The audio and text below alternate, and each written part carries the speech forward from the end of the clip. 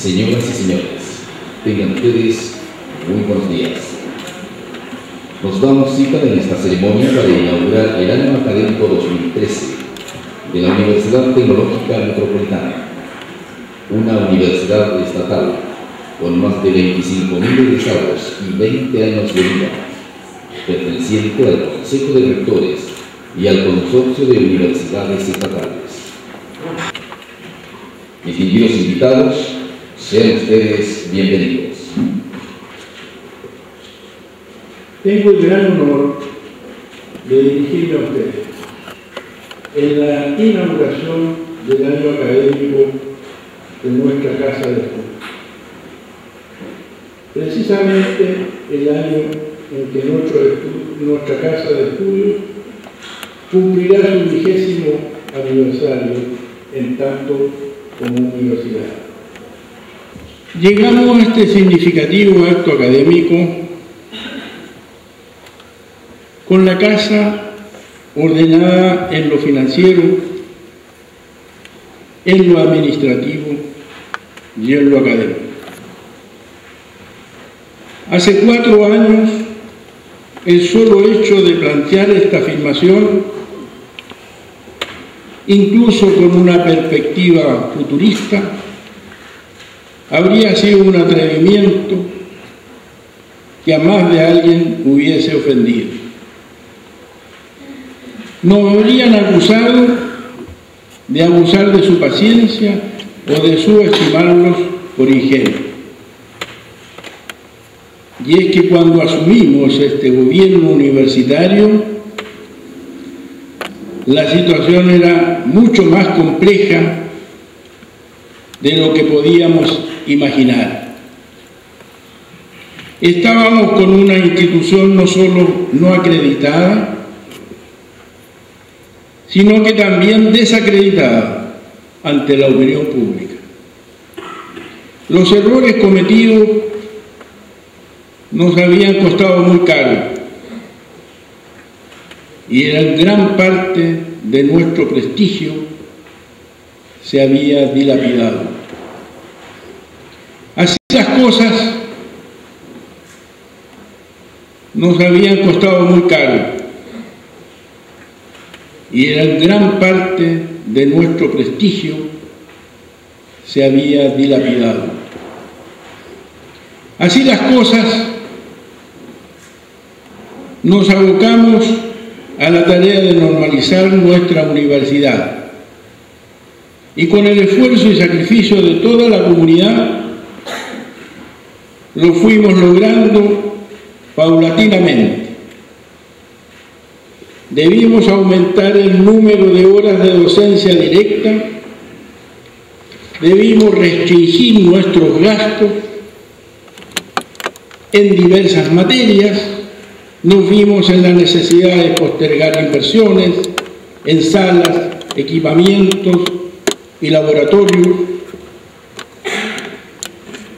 Con mucho dolor tuvimos que prescindir del apoyo de colaboradores que por largo tiempo habían aportado con su talento a la UTEM.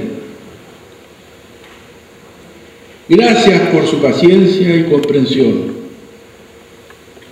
Sin ellas no habríamos podido implementar todas estas acciones que hoy por hoy nos permiten mirar con gran optimismo el futuro de nuestra universidad.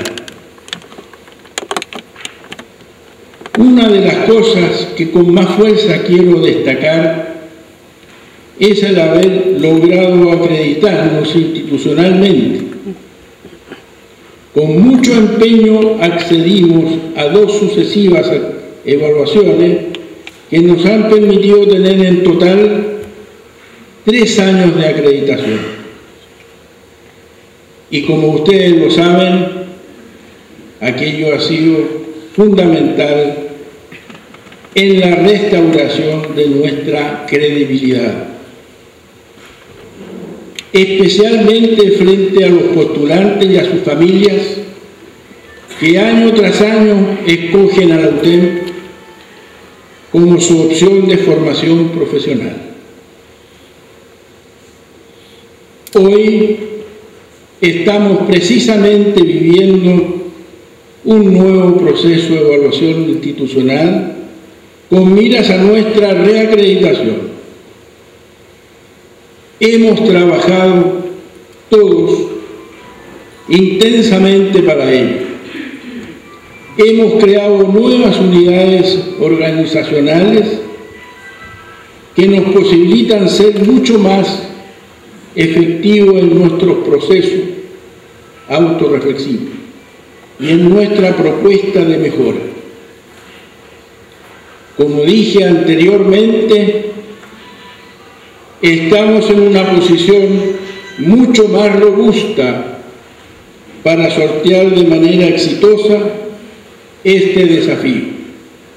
En cualquier caso, ello nos puede llevar a una confianza desmedida e irresponsable. El mejoramiento continuo debe ser una actitud cotidiana que ha de impregnarse en cada una de nuestras acciones, tanto en el ambiente académico como en el atingente a los procesos no académicos. Ese es uno de los aprendizajes que como organización debemos lograr.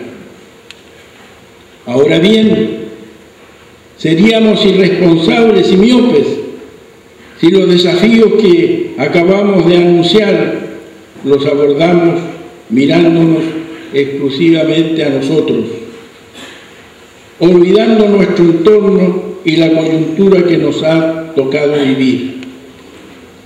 Desde mi punto de vista, la educación chilena en general y la superior en particular está viviendo una disyuntiva histórica que, dependiendo de su resolución, determinará muy diferentes devenires en este año. Lejos de vivir en la inercia, la educación está inmersa en una ventana de políticas excepcional, impulsada a partir del movimiento estudiantil del año 2011, y que, como toda ventana, ofrece la posibilidad de hacer llegar temas y alternativas de solución frente a los decisores públicos. Me pregunto, ¿estamos disponibles como actores a asumir este desafío que reviste caracteres no solo éticos, sino que incluso épicos? Y es que lo que está en juego no es solo una beca más o un crédito menos. Aquellos que, siendo sin duda temas sumamente importantes, no son los esenciales. Lo que hoy por hoy está en la palestra es la discusión respecto del paradigma que está a la base del tema educativo.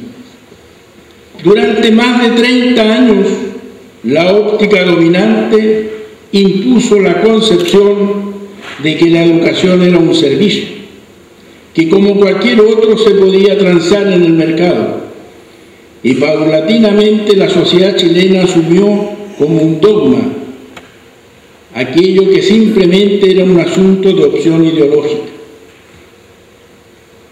Se naturalizó la visión mercantil que se había abierto espacio en el debate chileno a punta de fuego y fuerza, pero que se mantuvo hegemónica incluso después de la recuperación de la democracia.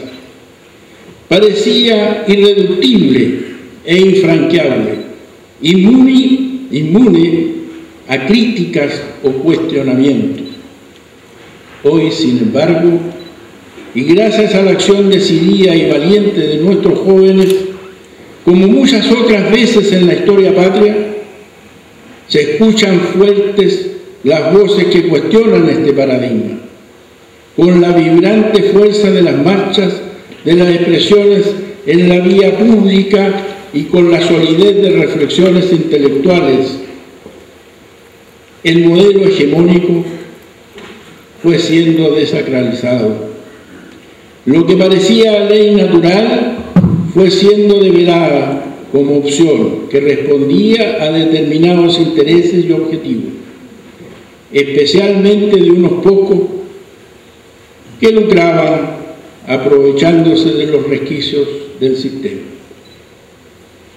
Hoy, sin miedo a caer en la liviandad o en el juicio satanizante, podemos volver a pensar y a plantearnos la educación como un derecho. Qué distinto es entender que ella permite la inclusión y la movilidad social. Qué diferente es entender que independientemente de la capacidad de pago de sus familias, es exigible que cualquier niño o joven reciba una educación con altos estándares de calidad, tanto a nivel prebásico, básico, medio o superior. Y es que como pocos asuntos sociales, transformaciones en el ámbito educativo vienen a generar cambios profundos en la estructura social del país. Lo vivimos en los albores del siglo XX, cuando pensadores como Bilbao o Valentín Letelier inspiraron la ley de instrucción primaria obligatoria, que junto con el crecimiento del Estado generaron importantísimos cambios, como lo fue el surgimiento de una clase media antes inexistente. Por eso hablo de una disyuntiva histórica, porque desde esta tribuna de una universidad estatal que atiende a un alto porcentaje de jóvenes a familias de mucho esfuerzo, provenientes de los estratos socioeconómicos más modestos, me veo en el deber moral de compartir con aquellos expertos que denuncian que en nuestro país existe un verdadero apartheid educativo. Porque en nuestro Chile la desigualdad social mucho tiene que ver con la segregación que es consecuencia de la empobrecida calidad educativa que muchos de nuestros niños y jóvenes reciben.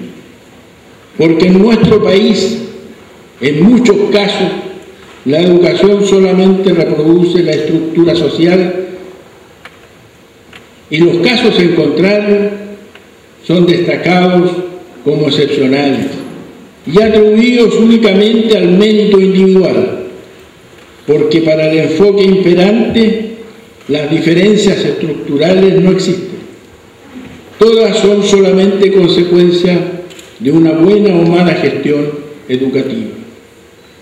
En lo personal, no niego este último elemento. Por cierto que los recursos, siempre escasos, deben ser muy bien utilizados, pero no es posible que intentemos tapar el sol con un dedo. El Estado tiene una responsabilidad ineludible como garante de los derechos educativos de niños y jóvenes, así como también la tiene para con aquellas instituciones que ha creado para proveer esta educación. La Universidad Tecnológica Metropolitana está orgullosa de su carácter estatal. Es parte de su identidad más esencial, pero aquello no significa conformidad de nuestra parte, ni tampoco una aflicción permanente. Concebimos las universidades del Estado como la máxima expresión republicana y democrática, abiertas a todas las corrientes de pensamiento, libres para permitir el flujo de todas las concepciones y con visiones sin barreras, salvo las propias del respeto a la integridad del otro, sin dueños particulares y por tanto sin que la búsqueda del lucro ilegítimo sea la que mueva su espíritu.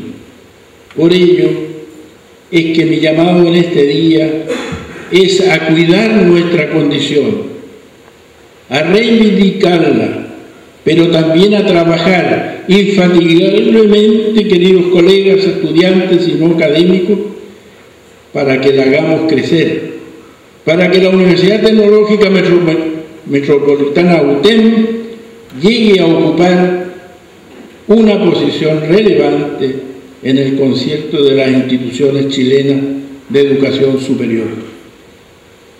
En esta inauguración académica, en sus 20 años, sigamos trabajando arduamente para seguir recuperando el orgullo de ser UTEM, de llevar nuestro emblema, de sabernos insertos en esta universidad como trabajadores, estudiantes o egresados.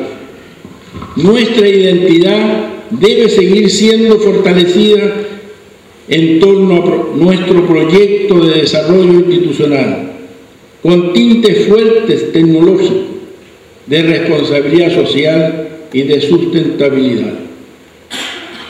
Sigamos juntos por esta senda, para que consolidemos los logros, para seguir creciendo unidos en un marco de seguridad y confianza para todos nosotros. Y por cierto, para todas nuestras familias que también son parte de nuestra universidad. Por último, solo me resta reiterar en nombre de esta comunidad toda y del mío propio los agradecimientos al distinguido abogado doctor don Fernando Arias Lemet por haber aceptado dictar la clase magistral de inauguración del año académico 2013 y honrarnos con su presencia, hecho que compromete nuestro reconocimiento. Muchas gracias. Adelante, UTEM, adelante.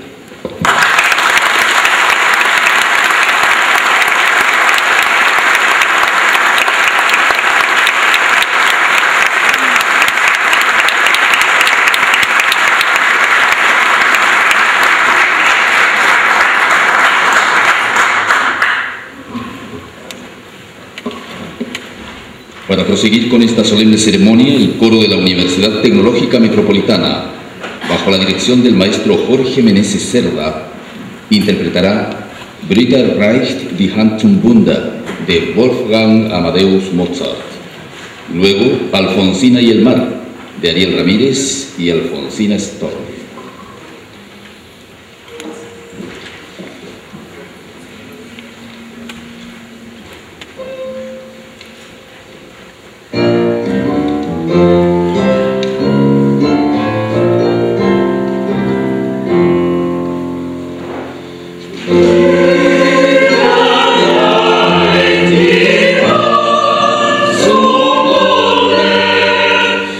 Diese Sterne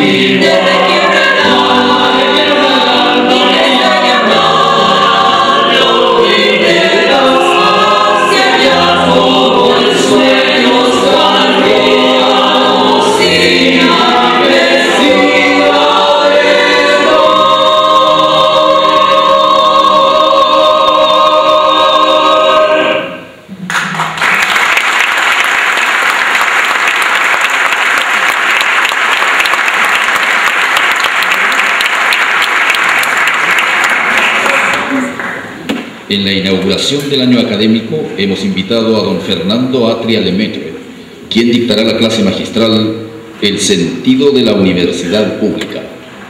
Don Fernando Atria es abogado de la Universidad de Chile y doctor de la Universidad de Edimburgo, autor del libro La mala educación, ideas que inspiraron el movimiento estudiantil, presentado en junio del año 2012.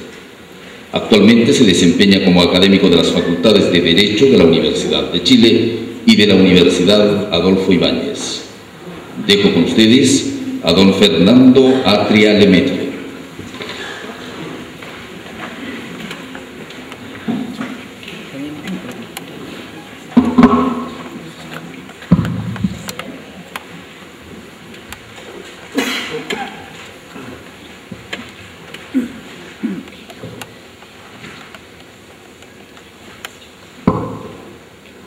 Señor rector Luis Pinto, señores académicos, estudiantes y funcionarios, primero que nada quiero agradecer el honor de la invitación a dictar esta conferencia inaugural. No me queda más que esperar que el desempeño esté a la altura de las expectativas. Cuando yo estaba, hace ya algunos años, terminando mi doctorado, recuerdo una conversación con el que había sido mi supervisor, que era un profesor de teoría del derecho y que además participaba de la administración universitaria y que luego sería miembro del Parlamento Europeo, etc. Él me decía, el contexto de la conversación era la creciente tendencia que afectaba a las universidades británicas en la forma de sistemas de medición de todo tipo de desempeños. Entonces había sistemas de medición de la enseñanza, sistemas de medición de la investigación, había lo que los administradores llamaban incentivos, etc., con la finalidad de obtener de la universidad productos medibles y vincular los mecanismos de financiamiento a la obtención de esos productos. Dicho de otro modo, nada nuevo. En ese contexto, él me decía, Fernando, la institución a la cual yo ingresé hace 30 o 40 años es una institución que está dejando de existir. Y yo creo que ese es un buen punto de partida para comenzar a hablar sobre la idea de universidad pública, porque lo que yo creo que eso significa es que la universidad pública es una idea que está dejando de existir, o por lo menos que está en riesgo de dejar de existir. Y cuando yo me refiero a que la idea de universidad pública está en riesgo de dejar de existir, no quiero decir que las instituciones que llamamos universidades públicas vayan a desaparecer. No creo que sea una posibilidad que deba ser hoy temida, que desaparezcan las universidades estatales. No, lo que yo creo que está pasando es que el riesgo que en alguna medida se ha revertido desde 2011, y eso en sí mismo es interesante, pero el riesgo es que sigan existiendo universidades estatales, pero que la idea de universidad pública desaparezca. Y entonces lo que a mí me interesaría hacer con ustedes hoy día es reflexionar sobre la idea de universidad pública antes de su correlato institucional, la universidad estatal. ¿Cuál es el sentido de que haya universidades públicas? Que entonces es lo que da sentido a la existencia de universidades estatales. La idea que estaba en la mente de Neil McCormick era lo que él llamaba una comunidad de profesores en búsqueda desinteresada de la verdad. Y claro, esa no es una autodescripción de la universidad que haya sido particularmente influyente entre nosotros. Entonces lo primero que uno debería hacer para preguntarse por esa idea es traducirla al lenguaje que sí ha sido influyente. Y en distintas manifestaciones, dicho de distintas maneras, yo creo que la idea de universidad pública está vinculada a la idea de conciencia crítica de la sociedad. Para decirlo en el lenguaje, digamos, de los 60. Y es un lenguaje que tampoco se ocupa hoy día. Es decir, la universidad era un espacio donde era posible reflexionar de modo independiente y entonces crítico sobre la verdad, sobre la sociedad, etc. Y esta idea, abstracta como es, tenía una serie de consecuencias bastante claras. Porque, ¿cómo se configura un espacio de reflexión crítica e independiente? Es decir, un espacio de reflexión crítica e independiente es improbable, ¿no? Lo probable es que lo que pasa por ser un espacio de reflexión crítica e independiente sea un espacio que no hace sino elaborar un discurso de legitimación de sea quienes sean que son los poderes fácticos realmente existentes. Entonces, para crear un espacio de reflexión crítica e independiente, era necesario crear un espacio de alguna manera inmunizada de las posibilidades, directas o indirectas, de cooptación por estos poderes fácticos. Llamo poderes fácticos a poderes que descansan en su sola existencia, que no necesitan legitimación, simplemente son. Y eso, por ejemplo, tenía consecuencias respecto del modo de financiamiento universitario. Por supuesto que en la medida en que se pretendía que la universidad fuera un espacio de reflexión crítico e independiente, el financiamiento de la universidad no podía depender del éxito de la universidad en responder a las necesidades del mercado. Porque si el financiamiento de la universidad depende del éxito de la universidad en responder a las necesidades del mercado, entonces lo que la universidad va a tender a hacer es producir lo que el mercado necesita que sea producido. Si se trata de configurar a la universidad como un espacio de reflexión crítica e independiente, el estatuto del académico tiene que ser de alguna manera protegido, tiene que ser inmunizado respecto de las consecuencias negativas que para una persona se puedan seguir del hecho de reflexionar crítica e independientemente, ¿no? Y eso llevaba entonces una serie de características de cierta inmunidad del régimen del académico.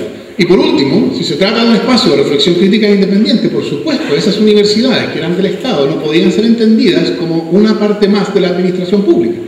Parte de la estructura democrática de una administración pública, que el gobierno tiene poder de dirección sobre los órganos del Estado. Entonces el presidente de la República puede nombrar a los funcionarios de la administración y la administración tiene que responder a los planes y programas fijados por el presidente de la República o por el ministro que responde ante el presidente, etc. Es evidente que si la universidad estuviera organizada, la manera que está organizada el servicio de correos, entonces no podría ser un espacio independiente y autónomo del presidente de la República, del poder de turno, me refiero con eso, ¿no? Entonces eso implicaba alguna forma, y por supuesto hubo distintos varianzas, y no estoy diciendo que hayan sido plenamente exitosos, ¿no? Pero había distintas formas de organizar lo que hoy día llamaríamos el gobierno universitario, de modo de proveer inmunidad respecto no solo de los poderes fácticos externos a la universidad o al gobierno, sino también a los poderes fácticos al interior de la administración del Estado. Uno podría, yo creo, seguir caracterizando el régimen de las universidades en atención a esta idea de hacer de la universidad un espacio, o hacer probable que la universidad fuera un espacio de reflexión crítica e independiente. Pero me interesa por ahora simplemente mirar estas tres características porque yo creo que son ilustrativas del problema en que nos enfrentamos. Estas tres son entonces régimen de los académicos, sistema de gobierno y modo de financiamiento. Porque lo que yo querría decir es que en alguna medida esa función, la de constituir un espacio de reflexión crítica independiente, hoy día cada vez más está desvinculada de la idea de universidad. Y la universidad como una institución en la que se trata de que ocurra eso, es cada vez menos la expectativa que se tiene respecto de la universidad. Y en ese sentido la universidad se está transformando, está empezando o hay en curso un proceso que lleva a entender que la función de la universidad es una función distinta. Y el problema es que la forma institucional de la universidad, caracterizada por ahora, digamos de modo genérico, o ilustrada, no caracterizada, ilustrada por esas tres características que yo les hacía mención acerca del régimen de los académicos, el sistema de gobierno y el modo de financiamiento. Esa estructura institucional es una estructura institucional que solo, o que se entiende, que tiene sentido en la medida en que uno lo entienda como un intento de hacer probable espacios de reflexión crítica independiente. Es decir, es una estructura institucional que supone una determinada función. Y el problema es que si la función cambia, la estructura institucional que era adecuada para la antigua función no tiene por qué ser adecuada para la nueva función. ¿Cuál es esta nueva función? A mi juicio, ¿cuál es mi manera de entender lo que está pasando? Yo creo que la universidad, en buena medida, y no estoy hablando de la universidad pública todavía, la universidad, en buena medida, hoy día es comprendida más, ya no tanto como un espacio de reflexión crítica, eso ya no es lo importante de la universidad, sino como un espacio de entrenamiento profesional. Para decirlo de un modo poco caritativo, una fábrica de profesionales. Y cuando uno entiende a la universidad como una fábrica de profesionales, cuando entiende que esa es la función y que entonces la universidad excelente es la que forma excelentes profesionales, entonces diría yo, todo tiene que cambiar. Porque entonces, por ejemplo, sí nos interesa que la universidad reproduzca del modo más estrecho posible la vinculación con el mercado, ¿no? Es decir, necesitamos que la universidad produzca del modo más preciso posible los profesionales que el mercado necesita. Y lo que antes aparecía como virtuoso, un régimen, un estatuto del académico que le aseguraba cierta inmunidad para poder hacer reflexión crítica independiente, hoy día aparece un vicio, ¿no? El economista diría, estas protecciones del académico lo que hacen es crear espacios para que el académico no necesite responder a incentivos de mercado, ¿no? Y entonces para que se duerma sus laureles, etc. Y el sistema de gobierno, con el sistema de gobierno ocurre lo mismo, ¿no? ¿Por qué cuando es de profesionales una fábrica debería ser gobernada de un modo distinto que otras fábricas? Por supuesto puede tener ciertas peculiaridades, pero si se trata de una línea de producción, entonces el modo de gobierno adecuado para ella es el de la empresa, que es una línea de producción más. Entonces, yo creo que hay una pregunta interesante, de la cual yo no me voy a hacer cargo, porque creo que lo que me interesa preguntarme viene después de eso, pero podemos marcarla. Hay una pregunta interesante, ¿por qué ocurrió esto? Y lo único que yo quiero decir acerca de esto es que, por supuesto que hay muchísimas razones, pero es un proceso, el de transformación de la universidad de conciencia crítica a fábrica de profesionales. Es un proceso que yo creo que no puede ser descalificado enteramente. No puede uno simplemente decir es un proceso nefasto, lo que hay que hacer es todo lo posible para revertirlo. Y no puede serlo porque, aunque esta no es toda la explicación, parte importante de la explicación para esa transformación es la masificación de la matrícula universitaria. El hecho de que la formación universitaria, la educación superior, esté al alcance de muchísima gente que hace una o dos generaciones no habría tenido ninguna expectativa de llegar a la universidad. Y yo al menos creo que eso es un paso, es un desarrollo emancipador, no negativo, ¿no? Es decir, no creo que eso uno deba decir contra eso hay que hacer lo posible por revertir ese proceso. El proceso de ampliación de la educación, del acceso a la educación superior es algo que debe ser celebrado, no lamentado. Una de sus consecuencias es que hace más difícil mantener una comprensión de la universidad como un espacio de conciencia, de reflexión crítica sobre la sociedad, y más probable, más fácil, que esa comprensión de la universidad sea transformada en una fábrica de profesionales.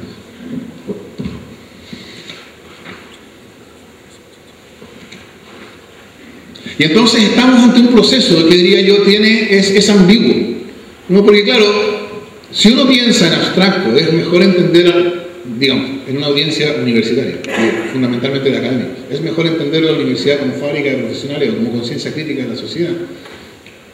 Yo estoy bastante claro de cómo resultaría la encuesta que uno haría entre académicos, ¿no? Pero claro, ¿en qué medida esa comprensión de la universidad es una comprensión que depende de unas condiciones de funcionamiento del sistema universitario que han sido superadas en buena hora, ¿no? De una educación universitaria que era entendida de modo mucho más elitista? Por lo tanto, la pregunta, diría yo hoy día, no es cómo revertir este proceso que transforma la idea de universidad, en la medida en que la reversión de ese proceso implicaría también la reversión del proceso de ampliación de la matrícula universitaria. Y yo creo que no debe ser revertido. La pregunta, diría yo, es otra, es ¿qué se pierde en este proceso? Es decir, al transformarse en este modo la idea de universidad, el hecho de que eso sea como consecuencia de un proceso que debe ser celebrado y fomentado, la ampliación de la matrícula universitaria, no es ninguna garantía de que en ese proceso, a nivel de la idea de universidad, no haya algo importante que se haya perdido. Y entonces vale la pena preguntarse, ¿esa transformación de la universidad, de la idea de la universidad, es una transformación en la cual se pierde algo? Y si se pierde algo, la pregunta será, ¿cómo es posible pensar acerca de la universidad de modo tal que esa función que ya no desempeñan las universidades, o que la desempeñan menos, que esa función siga existiendo, que siga manteniendo? ¿Quién desempeña esa función? ¿Tiene que ser una universidad? ¿Solo una universidad? Etcétera. Entonces, por eso yo creo que es tan importante preguntarse ¿cuál es el sentido de la universidad pública? Ahora pública en el sentido de ¿cuál es el sentido de esa universidad que se entiende a sí misma como un espacio de reflexión crítica e independiente? Porque si eso se pierde algo importante o no.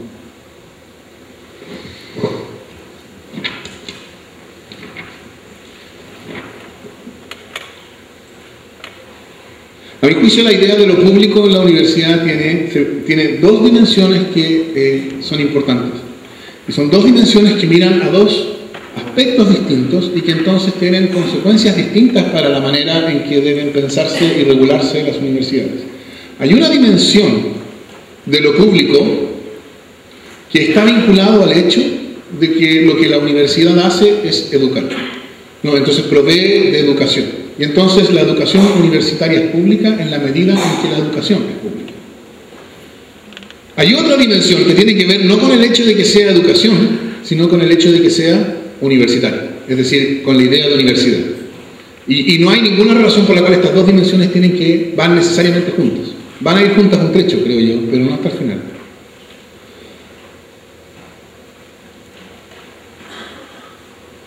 Que la universidad sea pública en tanto educa, y la educación es algo público, es una manera de decir que la educación es un derecho, ¿no?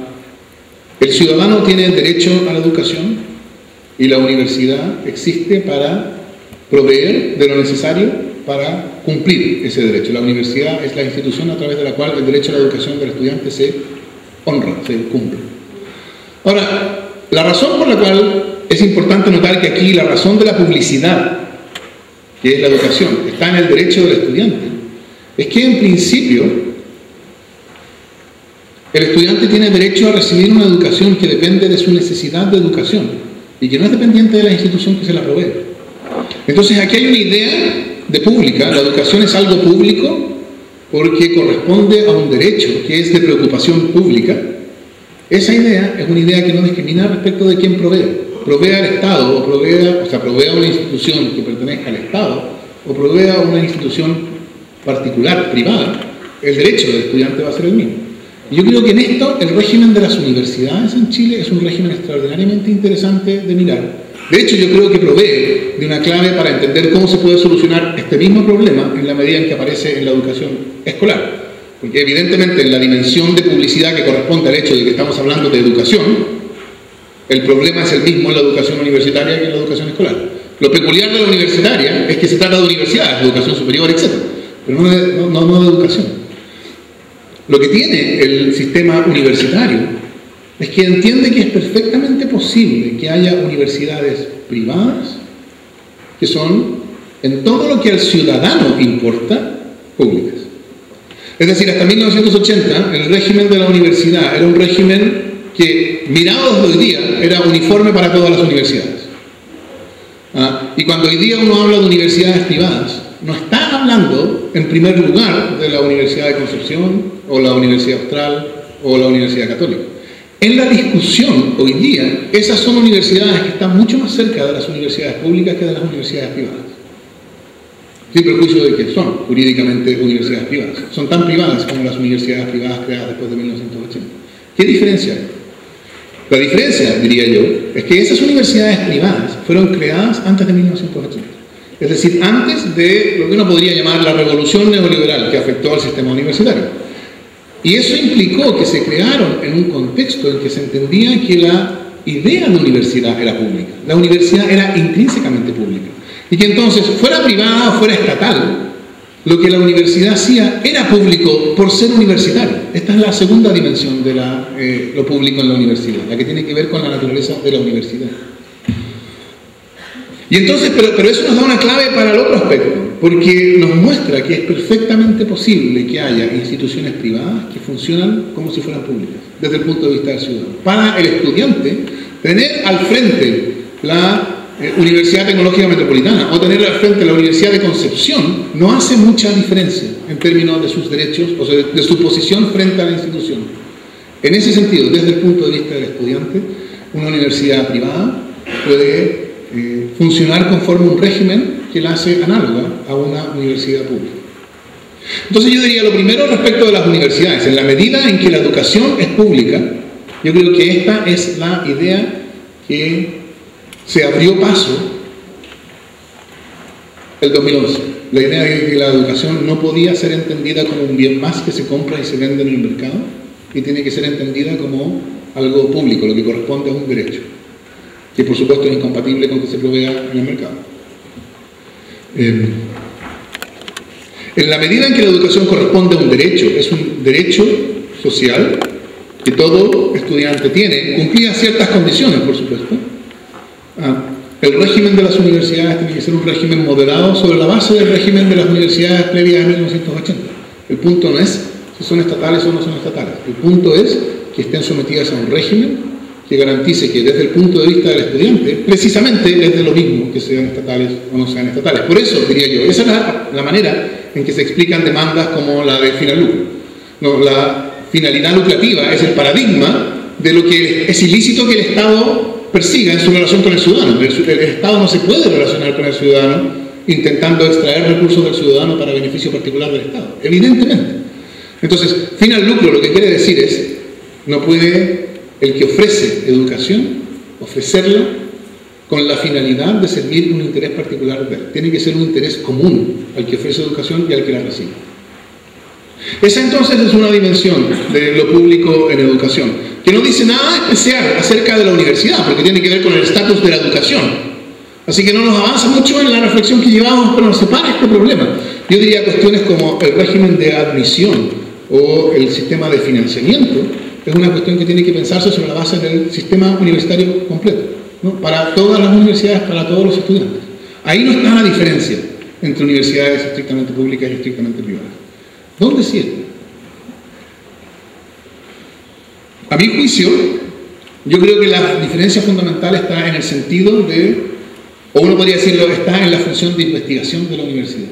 Pero esto no es suficientemente claro, porque cuando hablamos de la investigación en la universidad, no estamos hablando de una investigación cuya única finalidad es producir conocimiento nuevo. Porque cuando hablamos de investigación en la universidad, por así decirlo, la función docente de la universidad siempre se da por descontado, ¿no? Es decir, no es que estemos hablando de investigación como algo independiente de docencia.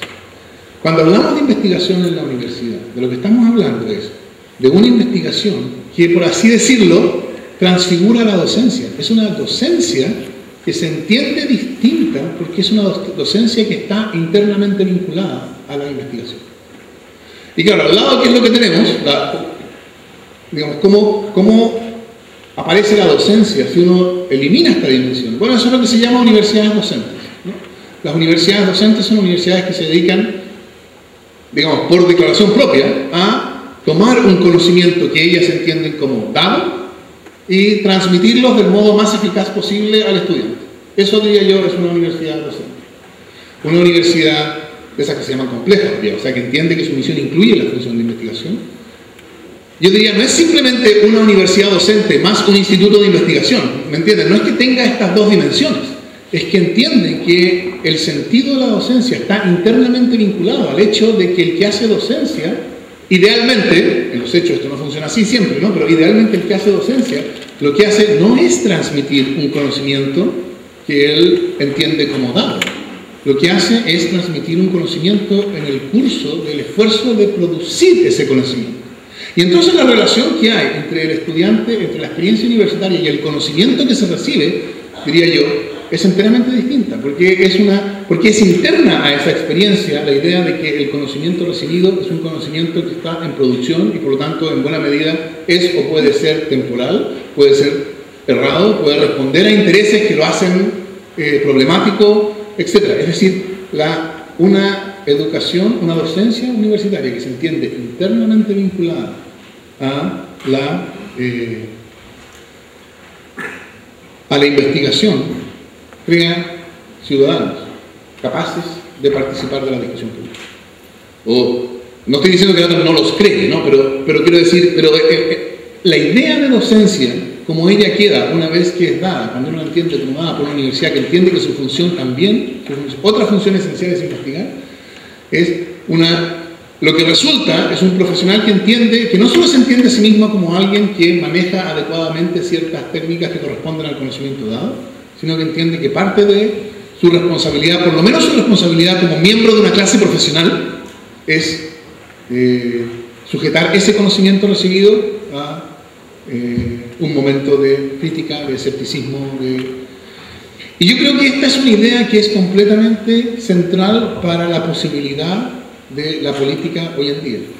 Hoy en día, la política es cada vez más controlada por lo que suele denominarse el conocimiento experto. Y la pregunta es, ese conocimiento experto conforme al cual hoy día las decisiones políticas se están tomando, ¿quién lo produce? ¿Por qué están? ¿Qué intereses sirven? La idea de la universidad pública ahora en el sentido de una universidad que se entiende como una universidad que investiga y que hace docencia, ¿no? O sea, que tiene esta comprensión de la docencia, esta comprensión compleja de la docencia. La idea de una universidad pública es, siempre hay espacio para dudar del conocimiento recibido, porque el conocimiento se produce al momento de enseñar. Enseñar y producir conocimiento son dos aspectos de la misma función. Y entonces, el conocimiento que se presenta como conocimiento experto, como todo conocimiento, es un conocimiento del cual es razonable sospechar, preguntarse a qué interés sirve, quién lo produce, etc. No es irrelevante quién lo produce. La manera en que entiende su relación con el conocimiento un profesional que ha sido formado en un contexto de una institución que entiende que su función es simplemente tomar un conocimiento que ya está dado y, sin criticarlo, ¿no? O sea, transmitirlo del modo más eficaz posible, diría yo, es una manera distinta de relacionarse con el conocimiento dado. Y esa comprensión de la relación con el conocimiento es una comprensión que yo creo que hoy día es de importancia política capital. ¿No? Para la discusión pública es necesario que haya ciudadanos que tienen la primera manera de relacionarse con el conocimiento. Y esos son los ciudadanos que corresponden a la idea de universidad pública. Esa es la idea, la manera en que hoy día eso es lo que se pierde cuando se pierde el espacio de conciencia crítica, porque esa es la idea que está detrás del espacio de conciencia crítica, ¿no? La conciencia crítica no es solamente conciencia crítica de aquellos que están allá afuera, es sobre todo conciencia crítica de los espacios de conciencia crítica, ¿no? O sea, tiene esta dimensión de reflexividad que hace que se sospeche de todo. Se sospeche en el sentido de todo conocimiento es sospechoso de ocultar un interés, etc. Y esa dimensión, si uno pensara en la desaparición completa, para radicalizar el argumento, si uno pensara en la desaparición completa de los espacios de conciencia crítica y su transformación por espacios puramente docentes, es ese momento, ¿no? de una relación con el conocimiento que a la cual es intrínseca este momento de sospecha, qué intereses sirve, quién lo ha producido, etc.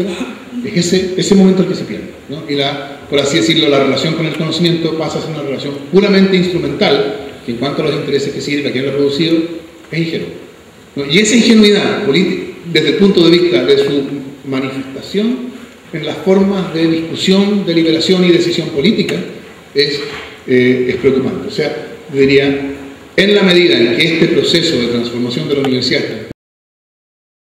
la discusión sobre las universidades del Consejo de Rectores o la del consorcio, etc.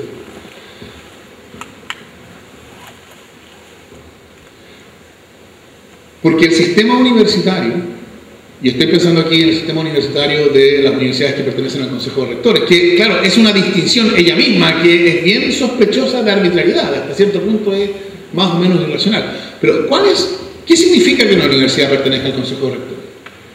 La respuesta que yo daría, que por supuesto no vale en todo y cada uno de los casos, es la siguiente. Que una universidad pertenezca al Consejo de Rectores quiere decir que la manera en que tiende a comprenderse a sí misma es previa a 1980. Y que sea previa a 1980 no es una cuestión puramente de fecha, que sea previa a 1980 quiere decir tiene una manera pre-neoliberal de entenderse a sí misma. No se entiende como una empresa. Ojo, no se entiende como una empresa, bueno, ha tenido que vivir 30 años bajo un contexto institucional en que tiene que entenderse como empresa para sobrevivir. Entonces, no se entiende como empresa, pero ha vivido 30 años tratando de sobrevivir en un contexto en el cual los que sobreviven son los que se entienden como empresa. Entonces, es una comprensión distinta, pre-neoliberal, que ha tenido que atravesar por 30 años de domesticación, por así decirlo, en un ambiente que exige que se comporte como empresa. Pero a pesar de eso, a pesar de esos 30 años en que ha debido comportarse de una manera lo más parecida posible a una empresa, diría yo, es una institución a la cual la autocomprensión de empresa le resulta ajena. Y eso no es una cuestión puramente de discurso, ¿no? Se manifiesta en cosas que todavía existen y que, claro, en el contexto de un sistema universitario de mercado son anómalas, pero existen. ¿Existen por qué? Porque las heredamos de un momento en que pensábamos la universidad como intrínsecamente público, no como un mercado. Déjeme poner solo un ejemplo. Un sistema estandarizado de admisión. El sistema estandarizado de admisión en el mercado no tiene ningún sentido. En el mercado lo que uno debería hacer es, bueno, cada universidad establece sus criterios de admisión, determinando cuáles son el tipo de estudiantes que quiere recibir y verá cómo le va. ¿Por qué hay un sistema estandarizado de admisión en las universidades públicas? Respuesta, porque existía desde antes. O sea, es un sistema que no podría haber surgido en el contexto de un sistema universitario entendido como un mercado, porque es completamente contrario a la idea del mercado. ¿Cómo uno va a tener un sistema estandarizado de formulación de demandas a los supermercados? Entonces, que uno fuera a una oficina y ahí dijera que quiere comprar a los supermercados, y los supermercados después entre ellos se distribuyen las peticiones de los clientes. Es completamente insensato, eso es contrario al mercado. Entonces, el sistema estandarizado de admisión es, por así decirlo, una rémora de esta época en que el sistema universitario no se pensaba como un mercado. Y porque existió 30 años como una rémora, bueno, una de las consecuencias que tiene existir 30 años como una rémora es que se va diluyendo, no se va matizando. Entonces, claro, se le van introduciendo una serie de limitaciones en el sentido de posibilidades de la universidad de establecer reglas particulares, pruebas especiales, etc. Claro, eso es un proceso para hacerlo más, para normalizar lo que es anormal. Pero a pesar de todo eso, existe todavía hoy un sistema estandarizado. Que cuando llega el momento de pensar hoy día, ¿cómo pasamos de un sistema pensado como un mercado, con la educación, un sistema basado en la idea de que la educación es un mercado? ¿Cómo pasamos de eso a un sistema basado en la idea de que la educación es un derecho social? Bueno, vean ustedes, ahora deja de ser anormal, porque si lo pensamos como un derecho social, por supuesto que es importante que la pregunta por el acceso no sea una pregunta para cada institución, sino que sea una pregunta para el sistema. Entonces ahora este sistema que atravesó 30 años siendo anómalo, ahora deja de ser anómalo porque ahora empezamos a pensar sobre el sistema de un modo distinto. Y fíjense ustedes lo que ocurrió con el sistema estandarizado de admisión, a pesar de que era anómalo en el sentido de contrario a la idea del mercado. Bueno, el año pasado o el antepasado, 7 universidades privadas post 1980 se incorporaron. ¿Por qué se incorporaron? Respuesta, diría yo, especulación de mi parte, no es que yo tenga ninguna información privilegiada. Se incorporaron porque incorporarse les permitía presentarse en el mercado como universidades más exigentes, de mejor calidad, dispuestas a someterse a un estándar externo, y eso lo podían utilizar en términos publicitarios. Es decir, ven ustedes, la existencia de ese sistema operó a través de lo que los economistas llaman incentivos de mercado para producir el efecto adecuado. No adecuado en términos del mercado, adecuado en términos de la configuración de un sistema que tiene un mecanismo universal y estandarizado de admisión, es decir, que puede en principio respetar el derecho del estudiante. Yo creo que esa es la manera en que uno debería pensar acerca de por qué es importante la universidad pública. La universidad pública no es importante, es decir, la universidad que entiende que su función es esta función de producir conocimiento vinculado a la docencia y, perdón, claro, un elemento adicional, es un conocimiento que se entiende no vinculado a interés alguno, ¿no? Las universidades públicas no tienen agendas lícitas, no pueden pertenecer a congregaciones religiosas, no pueden tener, no es lícito que tengan una agenda particular que persiguen. En los hechos a veces las tienen, porque claro, las instituciones no necesariamente están a la altura de sus deberes, ¿no? Pero incluso cuando las tienen, es un problema que las tengan, no pueden jactarse, ¿no? Entonces, la universidad pública en ese sentido, como un espacio de producción de conocimiento que se entiende a sí mismo, A, no sujeto a ninguna agenda particular, y B, vinculado internamente a la docencia, puede operar a través del mercado, no en vez del mercado. Puede operar por la vía de proveer un paradigma para el resto de las instituciones, al modo en que el sistema estandarizado de admisión funcionó. Su sola existencia se transformó en algo que para las otras universidades era mejor adoptar. Entonces, es importante que haya subsistido estos 30 años. Si no hubiera subsistido, no se habría producido este efecto. El hecho de que haya subsistido implica que hay una razón para que otras universidades, por sus propias razones, empiecen a actuar del modo respectivo, en este caso, de sumarse al sistema estandarizado de admisión. Y yo pensaría, lo mismo puede ocurrir con la investigación. Una universidad que entiende a su función, como si las universidades públicas entienden a su docencia como una docencia informada por esta comprensión de la investigación, entonces eso puede operar a través del mercado de la misma manera, de modo tal que constituye eso el paradigma de una universidad de calidad, que entonces las universidades que operan en el mercado podrán emular. ¿Qué significa esto? Significa que la idea de universidad pública como una universidad que tiene estas características, que tiene esta comprensión de su relación con el conocimiento, es una idea que debe ser fomentada y que debe ser protegida. Y entonces yo creo que el Estado tiene un deber. Esta es la razón por la cual yo creo que puede decirse que el Estado tiene un deber preferencial con sus universidades. Y este deber tiene que manifestarse en la idea de que ese conocimiento que no está vinculado al interés particular alguno y que está internamente vinculado a la docencia, ese conocimiento no se puede proveer en la medida en que la universidad esté sujeta al mercado para su financiamiento. Porque lo que el mercado va a financiar va a ser la producción del conocimiento que sirve a sus intereses, es obvio, nadie va a regalar. Entonces, en la medida en que de lo que se trata sean instituciones en las que haya espacio para la producción de conocimiento no sujeto a interés particular alguno, ese tiene que ser un espacio que no tiene un financiamiento recibido a través del mercado. Diría yo que esa es la manera de justificar la idea de aportes basales, etc. Una porción del financiamiento universitario que sea radicalmente removido del mercado. ¿Cuáles son las universidades que en este sentido son públicas? El sistema universitario pre-1980 también responde eso de una manera relativamente inesperada, ¿no? Porque si uno lo responde desde el sistema universitario anterior a 1980, uno diría, está bien, todas las universidades estatales han de ser universidades públicas en ese sentido, desde luego. El Estado no tiene universidades para cosas distintas que producir conocimiento no vinculado a intereses particulares. El Estado no puede tener una universidad para proteger un conocimiento, para producir un conocimiento vinculado a una secta religiosa o para enriquecerse por la vía de lucrar de los estudiantes. Eso es inaceptable para el Estado.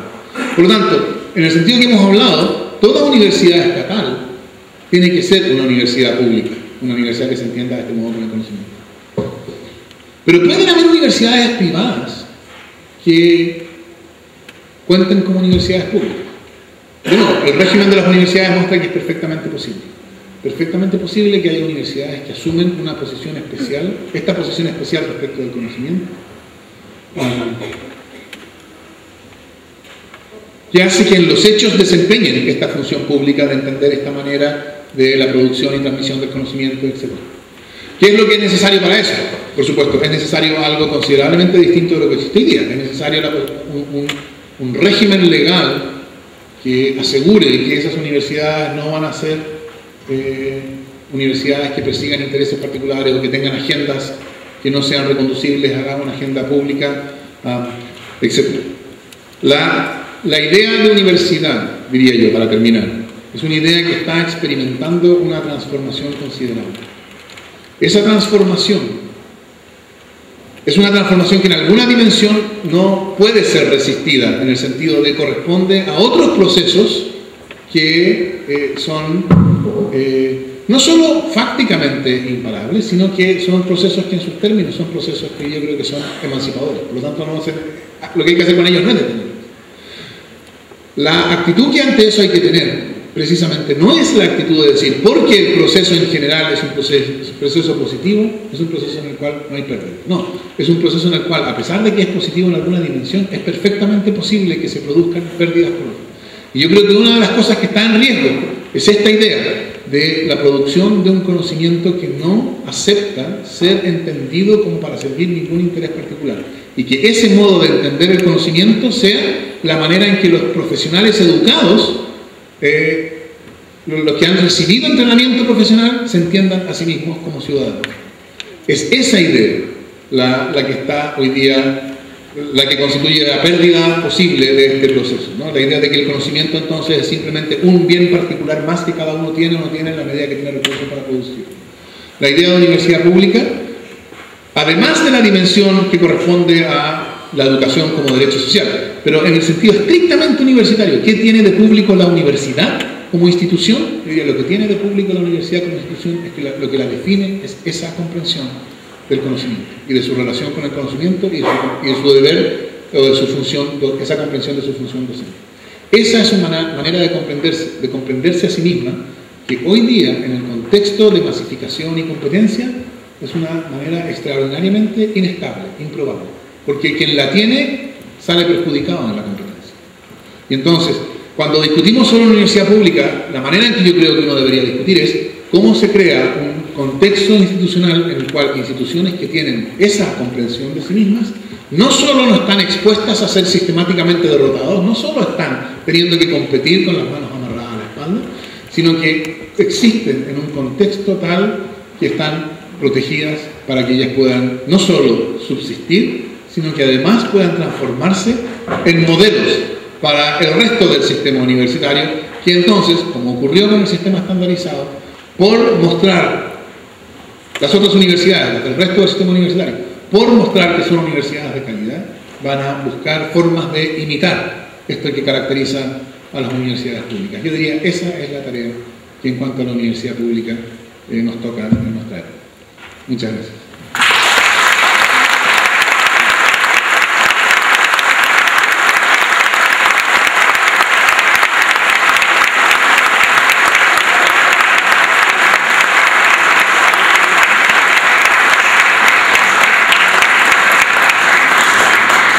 A continuación, el rector de la Universidad Tecnológica Metropolitana, don Luis Pinto Faberio, hará entrega de un presente a don Fernando Atria, en reconocimiento a su destacado aporte al debate en el tema de la educación en nuestro país.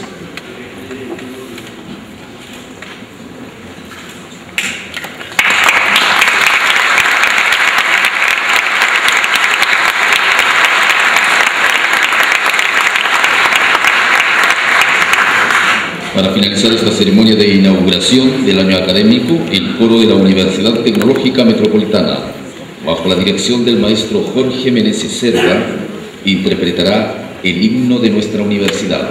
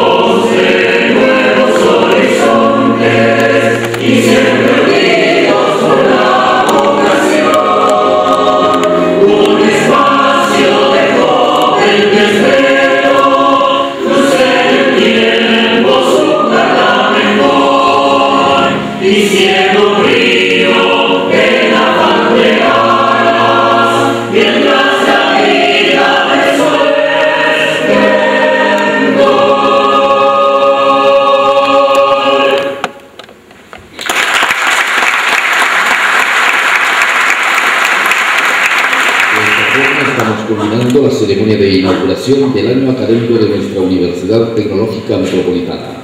Agradecemos vuestra presencia y les deseamos a todos muy buenas tardes.